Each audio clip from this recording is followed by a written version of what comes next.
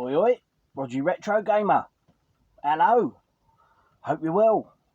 Following on from the top 10s, Sony ponies, PlayStation 1, PlayStation 2, PlayStation 3. I can give my verdict on. I've played a lot of the games, all the top favourite ones. I'll be honest though, PlayStation 4, it was where I lost touch with PlayStation. I'm not that interested in it. Xbox One has done everything it needed to, in my eyes, and it's my console of choice for that generation and moving forward. But I like to lurk, I like to watch. The other half loves her PS4. She's a Sony pony, and I must admit, there's some top choices on there. So, that being said, I'm doing my top 10, but from a different point of view, and that is that the games I like to watch being played. On the tough moments, I do get asked to help out now and again, but generally it's the other half playing. So, and she's got a good cracking list of about, 20, 30 odd games, all the top titles. She's not like me, doesn't hoard them. Once she's fully done with a game, gets rid of it, trades it in, and on to the next one. So we've got a limited sort of supply of the greatest ones that she's. For them to still be in the collection, that says it all. They're obviously half decent titles. So and particularly throughout the lockdown, got to watch her play a lot of games. Tried to convert her into just going with the Xbox only, but wasn't going to happen. She loves her PlayStation, so each to their own. One of the top titles that I managed to get a good little go of, Shantae. Obviously, these are going to be titles that aren't available on the Xbox, because otherwise they'd have probably been done a bit better. No, Shantae is a really good game. 2D platformer, quite tough in places. I'm not the best platform gamer, but it harks back to all the sort of the old school Alex Kidd, Sonic, Rice Stars, going back to the 90s, the golden era of 2D platforming, and great title. I think there is a couple of these. It was released on some different systems as well. So, Shantae, great game, well recommended. The next one I had a go at, and way back when, I had the Xbox One, and I got a PlayStation 4, and then I didn't take to it. So me and the other half decided, look, you have that one, I'll keep to my Xbox, all the Xbox gear's mine, and you have your PlayStation, do what you will with it, it's up to you, and she's decided to keep it, and but before we did that sort of parting of ways, and she has her domain, and I have mine, and that's it. So I got to play Until Dawn. It was an early release from memory, and really good game.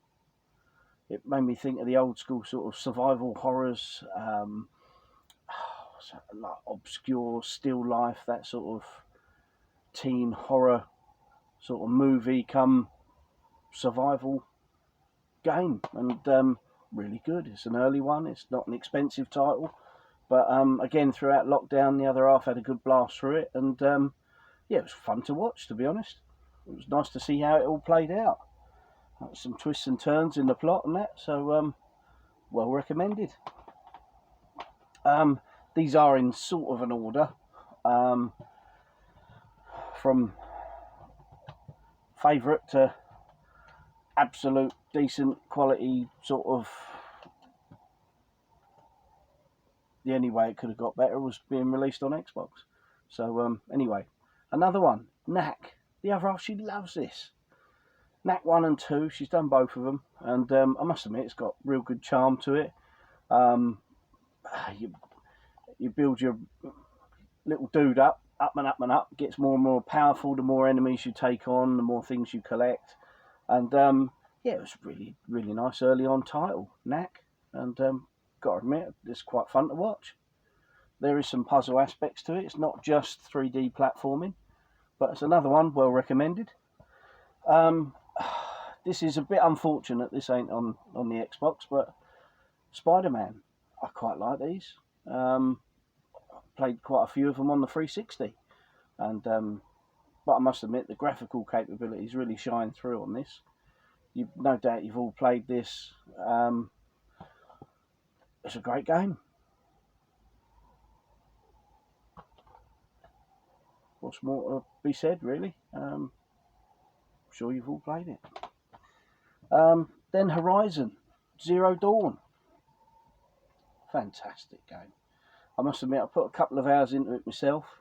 This is around the time where we sort of decided PlayStation isn't for me anymore. And I had various titles like Wipeout and loads of others, and sort of when we sort of said that split them up, you'll have your system, I'll have mine. This was one of the ones I'd literally just got, and so I put in a couple of hours to it and really enjoyed it. But yeah, absolutely beautiful looking, and Horizon number 2 will be a system seller, no doubt, for a lot. So but yeah, great game. Real mythical beasts, and yeah, really good. Then Days Gone. To me, the controls, I've had a couple of goes when the other half's got a bit stuck. I mean, she's really good at games. Good old Buttercup, bless her. No, Days Gone. This kind of feels like it missed the whole sort of PS3 generation. If it come out then, that would have been, way up there with sort of Last of Us and the real top titles. But I don't know. It's a great game. Storyline's brilliant. But the controls just feel a little bit old. A little bit like the Uncharted does, and the Last of Us. Kind of feels like just a prettier PS3 game, And that's big props to the PS3. It just shows you that it was a good system.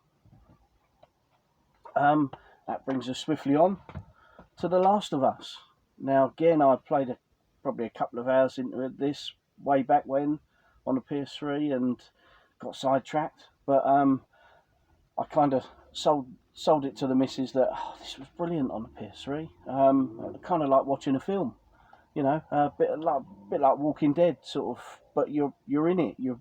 It's really immersive, and no doubt once again, most of these you'll have all played and enjoyed, and it just shows how good the PS3 was. That one of the best games on the PS4 is a PS3 title with just a bit of extra spit and polish and shine on it.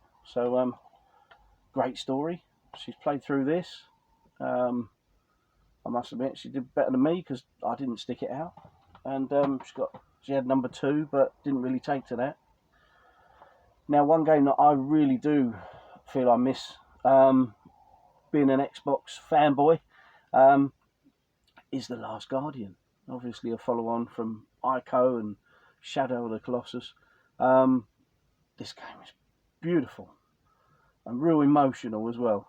We get a little bit of emotion this side of Essex, It has been known, but oh, wow, really eagerly awaited this, and I must admit, if I was into the PS4, I would have got the statue edition with the steel tin, and that would have been a bit of me, that one. But The Last Guardian,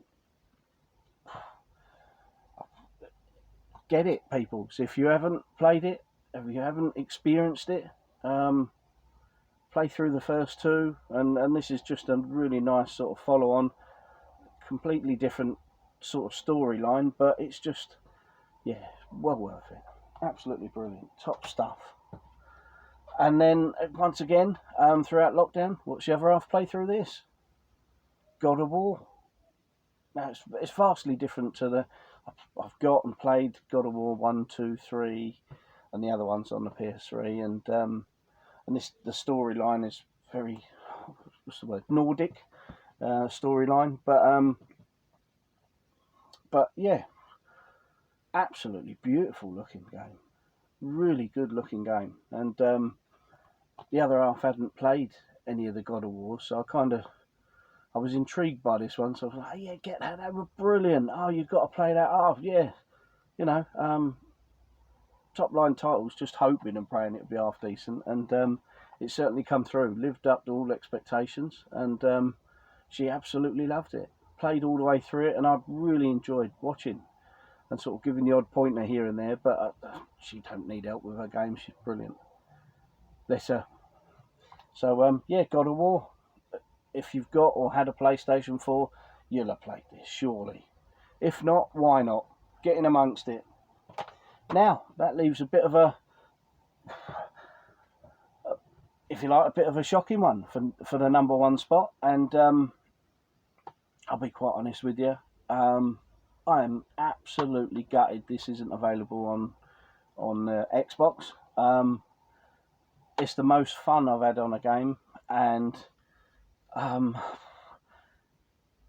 it's got one of the best soundtracks to it. Quite often the other half will be playing it, and there's me in the background just probably watching YouTube, just nodding away to the bloody music in this game. The charisma to the character or characters that are in it, and all the different sort of costume attires that you can get. They're real silly, fun games, and a great bit of couch co-op as well. We usually tend to sort of have a couple of, when she's going through a difficult patch on the game, we tend to sort of have a couple of lives each till we get past it, and then control goes back to Buttercup, and she cracks on, and I just sit there nodding away and bopping away to the music, you know, as you do. And this is Sac Boy. What a brilliant game. This, for me, is... I'm absolutely gutted this is a PlayStation mascot, you know. Never again will I be a Sony pony, but I'll tell you what, I'm absolutely... If you haven't played this, you've got to experience it. It looks beautiful on the PlayStation 4. I mean, we've got a 4K telly. It's a PS4 Pro she's got. It looks beautiful enough. Christ knows what the PS5 will do for it. But I tell you what, it's a game worth getting all day long. I think we picked this up in CX and noticed this in CX, and I was like, oh my Christ, I didn't know. Oh, you got to get that. It's Little Big Planet. But for the new generation. And so I twisted her arm, and so glad I did. Bloody brilliant. Really top title. And yeah, just looking at it, it's just... There are certain levels, following the story mode, there are certain levels where you've got to do two-player. So yeah, great fun. You know, the epitome in my mind of that one last go. You know, and then you have a go, you die, and just one more go. Come on. So Sac Boy, if you've got a PlayStation 4 or 5, get it. Thoroughly recommended. The best on PS4, I reckon. Definitely. So much fun just to sit there and watch. Some real cracking sort of music, and the playability's bang on as well, to be fair. So yeah, plenty to do, collect, survive, get frustrated at, everything you want from a game. So so that's my top 10. From a lurker's point of view, from a a train spotter's point of view, or a game spotter, I like to sit back and just watch. Anyway, it's a bit too much Sony pony for me. I'm just going to have to go and have a cuddle with some Xbox games. He's been on the Vimto again, getting all jittery. Anyway, if you can, let me know your top 10. It'd be interesting to know, because then I can recommend the games to the other half. There's an awful lot of if you like, modern retro that have missed out on being an Xbox lad. Unfortunately, you know, that's where PlayStation 4 is really good. That's what it's good at. Like the limited run releases and stuff. Obviously, I don't follow them at all. So it'd be interesting to see your top tens, and don't keep to the just the top selling titles. It's really interesting to see what you know what brings back nostalgia for you, or you know, games you play. Just, you know, odds and ends, whatever you go for. You know, if you can come back to us and comment or do your own video, be great to see. Really appreciate it. So anyway, while I'm sat here sweltering in the loft in the man cave, I'm gonna go and have a cuddle with some Xbox now. See you later. Bye for now.